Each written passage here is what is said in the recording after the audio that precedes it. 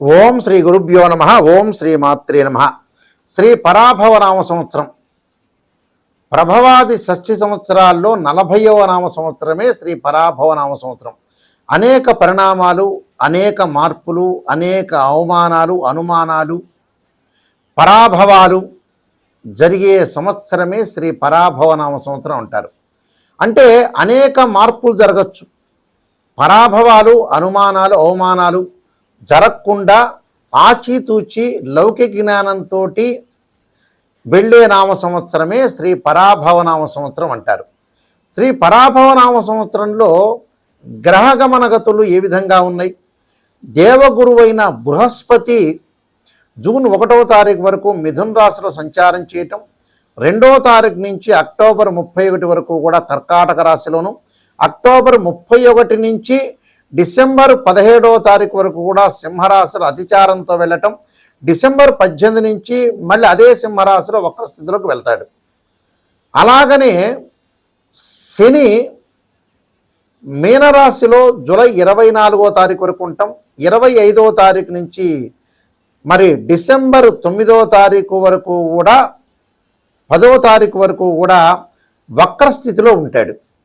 రాహుకేతుల విషయానికి ముఖ్యంగా వస్తే రాహు 6వ తారీఖు వరకు కుంభరాశిలోను, 7వ తారీఖు మకర రాశిలో సంచారం చేయటం, కేతువు 6వ తారీఖు వరకు కూడా సింహరాశిలోను, 7వ తారీఖు నుంచి కర్కాటక రాశిలో ప్రవేశం జరుగుతుంది. సహజంగా రవి అలానే బుధుడు, శుక్రుడు 30 రోజుల పాటు ఒక రాశి నుంచి మరొక రాశికి మారుతాడు. చంద్రుడు 2.5 రోజులు, కుజుడు 45 రోజుల పాటు ఉంటాడు. అయితే ఈ శ్రీ పరాభవ నామ సంవత్సరంలో ద్వాదశ రాశుల వాళ్ళకి ఏ విధంగా ఉంటుంది అనేది మనం ముఖ్యంగా తెలుసుకుందాం. తులారాశి వారికి శ్రీ పరాభవ నామ సంవత్సరంలో 5 ఆదాయం, 14 వ్యయంగా ఉంటుంది, 6 రాజ్యపూజ్యం, 3 అవమానంగా ఉంటుంది. ఈ తులారాశి వాళ్ళకి ఏ విధంగా ఉండబోతుందో తెలుసుకుందాం. తులారాశి వాళ్ళకి ముఖ్యంగా ఉద్యోగపరంగా స్థానచలనము, ఆరోగ్యపరంగా కొన్ని జాగ్రత్తలు, ప్రత్యేక విషయాలు జాగ్రత్త ఉండాలి. వృధా ప్రయాస, వృత్తి వ్యాపారాల్లో కష్టం జరగకుండా చూసుకోవాలి. భూములు కొనుగోలు చేయడం అవకాశాలు, ఇళ్ళు కొనుగోలు చేయటం, పుత్రుల వల్ల, భార్య వల్ల మంచి లాభం, శుభ కార్యక్రమాల ప్రయత్నాలు లాభం కలిగే అవకాశాలు ఎక్కువ ఉంటాయి. శారీరక శ్రమ చేస్తూ ఉంటారు. అలానే విద్యార్థులకి కొద్దిగా అధిక శ్రమ అనేది పడాలి.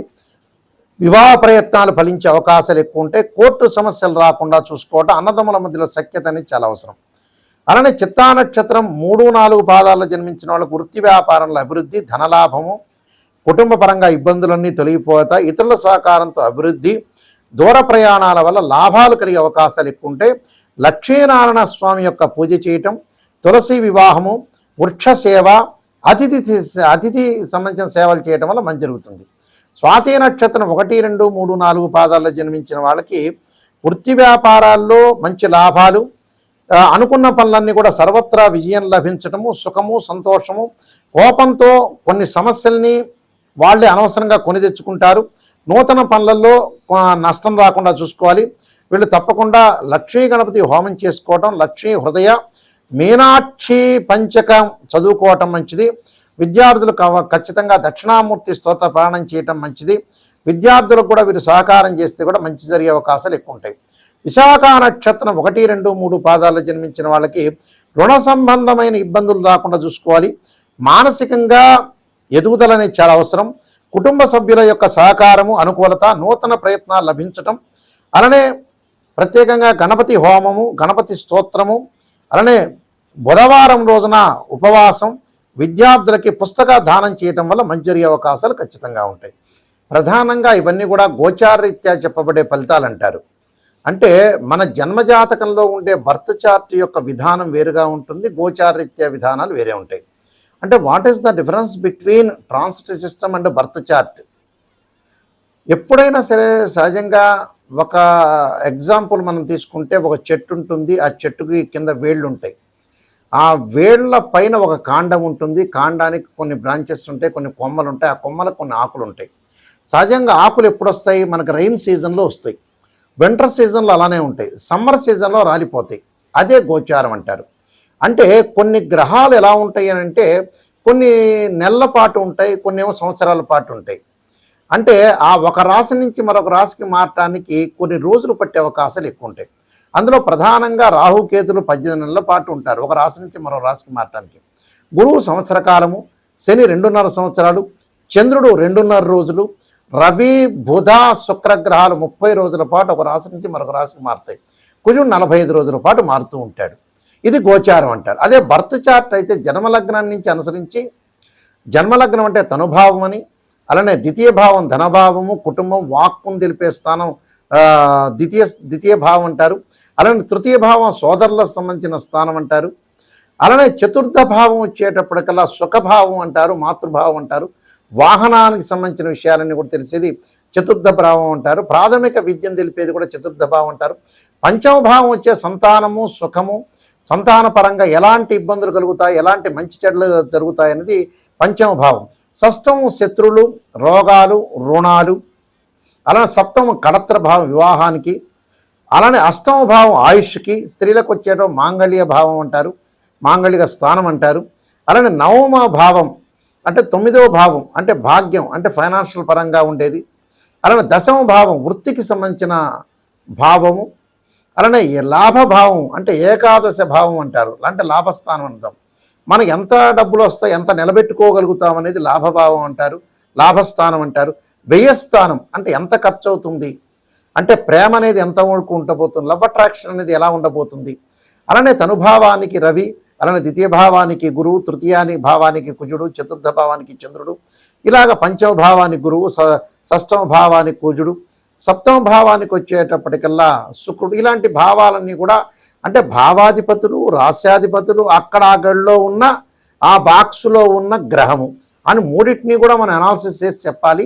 మ్యాథమెటికల్ క్యాలిక్యులేషన్ వేసి రాశిచక్రము, నవాంశము, భావచక్రాలు, దశమాంశము, సప్తమాంశము, హోరా, ద్రేకాణము, త్రింశాంశము, షోడశాంశం, ఇలాంటి లగ్న కుండళ్ళన్నీ కూడా 16 డివిజనబుల్ చార్ట్స్ ఉంటాయి. ఇవన్నీ కూడా మ్యాథమెటికల్ క్యాలిక్యులేషన్ వేసి దశలు, అంతర్దశలు, అలానే సూక్ష్మ దశలని, అలానే విదిశలు, సూక్ష్మదశలు, ప్రాణదశలు, ఇవన్నీ కూడా లెక్క వేసి క్యాలిక్యులేషన్ వేసి చెప్పాలి. ఇది వైదిక ఆస్ట్రాలజీ. అలానే కేపీ సిస్టమ్ ఉంటుంది, నక్షత్ర జ్యోతిష్యం అంటారు, అంటే స్టార్ ఆస్ట్రాలజీ అంటారు. సబ్లార్డు, సబ్లార్డు కూడా ఉంటాయి. అంటే ఇక్కడ ఏదైతే బిందువులను ఆధారంగా చేసుకుని మళ్ళీ అష్టక వర్గు పాయింట్స్ కూడా ఉంటుంది. అలా బివి రామన్లో కూడా ఏ విధంగా ఉండబోతుంది, జ్యోతిష్య సంబంధించిన ఫలితాలు, ఇవన్నీ కూడా అనాలిసిస్ చేసి జాతకం చెప్పడం అనేది చాలా ప్రాధాన్యత ఉంటుంది. కాబట్టి ఇవన్నీ కూడా మ్యాథమెటికల్ అనాలిసిస్ చేసి చెప్పాలి. అయితే ఇవన్నీ కూడా గోచారీత్యా చెప్పబడే ఫలితాలంటే గ్రహాల యొక్క మూమెంట్స్ను బట్టి, కదలికను బట్టి, ఆస్ట్రానమీ ప్రకారంగా ఎలా ఉండబోతుందని చెప్పబడే అంశమే ఇది గోచారం అంటారు. తప్పకుండా నేను నెంబర్ ఆఫ్ ఆస్ట్రాలజీ బుక్స్ రాశాను. అందులో కాలసర్పయోగము, కాలసర్పయోగ చంద్రిక, రాహుకేతులు, ఛాయాగ్రహాలు, పుత్రగణపతి వ్రతము, స్వప్నశాస్త్ర ఫలదీపిక, అలానే బృహత్ పరిహార సింధు, అలానే జాతక చంద్రిక, వివాహ మార్తాండము, ప్రిడిక్షన్ ఆఫ్ ఆస్ట్రాలజీ, సర్వదేవతా గోత్రంలో పార్ట్ 1, పార్ట్ 2, స్వప్నశాస్త్ర ఫలదీపిక, ఇలాంటి అలానే గ్రంథాలన్నీ రాశాను. నేను చాలా నెంబర్ ఆఫ్ గ్రంథాలు రాశాను. అలానే ఇవన్నీ కూడా రాజమండ్రి మోహన్ పబ్లికేషన్ వాళ్ళ దగ్గర దొరుకుతాయి, లేకపోతే మా దగ్గర మమ్మల్ని సంప్రదించవచ్చు. నిజం తెలుసుకునే వాళ్ళు మాత్రమే మమ్మల్ని సంప్రదించాలి. ఎందుకంటే చాలామంది కూడా ఇప్పుడు ఆస్ట్రాలజర్స్ ఏం చేస్తున్నారంటే పొగిడితే ఎంత మంచిదని పొగుడుతున్నారు. ఈ క్లయింట్స్ కూడా ఎలా ఉన్నారంటే ఎంత పొగిడితే అంత మంచిది అన్నారు. అప్పుడు ఆస్ట్రాలజర్స్కి ఏమీ అనిపించదు, క్లయింట్కే మీకే ఇబ్బందులు కలిగే అవకాశాలు ఖచ్చితంగా ఉంటాయి. ఎందుకంటే నిజాన్ని నిప్పు లాంటిది, అంటే నిజం అనేది నిప్పు లాంటిది. మనం ఎప్పుడు కూడా సత్యధోరణ, సత్యంలోనే ఉండాలి. అసత్యం అంటే ఏంటంటే మనల్ని మనం మోసం చేసుకున్నట్టు అర్థం. నిజం చెప్తేనే మిమ్మల్ని మేము సేవ్ చేసినట్టు అవుతాం. వాస్తవంగా అయితే అబద్ధం చెప్పించుకున్నారనుకోండి, మీరు మోసపోయినట్టు. క్లారిటీ నేను మొత్తం చెప్తున్నాను. నిజం చెప్పాలంటే దిస్ ఇస్ ద ట్రూ. ఎందుకంటే చాలామంది కూడా మా దగ్గరకు వచ్చిన వాళ్ళు ఎంత పొగిడితే అంత మంచిదనే వాళ్ళు ఉన్నారు. నేను ఎప్పుడు కూడా పొగడను. ఫస్ట్ ఏమిటంటే నెగిటివ్, పాజిటివ్ రెండు ఉంటాయి మనిషి జీవితంలో. నెగిటివ్ చూడాలి, పాజిటివ్ చూడాలి. నెగిటివ్లోంచి మనం ఎప్పుడైతే నెగిటివ్లోంచి ఏదైనా ప్రాబ్లమ్స్ ఉంటే దాన్ని మనం పరిష్కరించుకోగలుగుతాం. ఇలా ఉంది, ఈ దారి ఇలా ఉంది, మనం ఇటు కాకపోతే ఇటు వెళ్తాము అంటే నెగిటివ్ని మనం ఏదైతే తీసుకొని దాన్ని కొన్ని పరిహారాలు చేసుకొని ముందుకు వెళ్తే లైఫ్ అనేది లీడ్ అయినట్టు. పాజిటివ్ ఏముంది, సహజంగా పాజిటివ్ అందరికీ తెలిసిన విషయాలే ఉంటాయి, ఎక్కువ ఉంటాయి.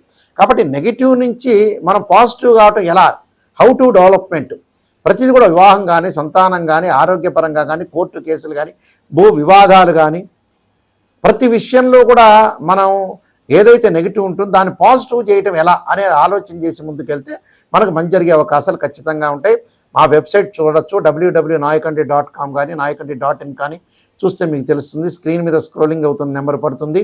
తప్పకుండా మీకు శ్రీ పరాభవనామ సంవత్సరంలో పరమేశ్వరుడి యొక్క కరుణాకటాక్షం ఉండాలని ఆశిస్తూ సర్వే జనా సుఖినో భవంతు.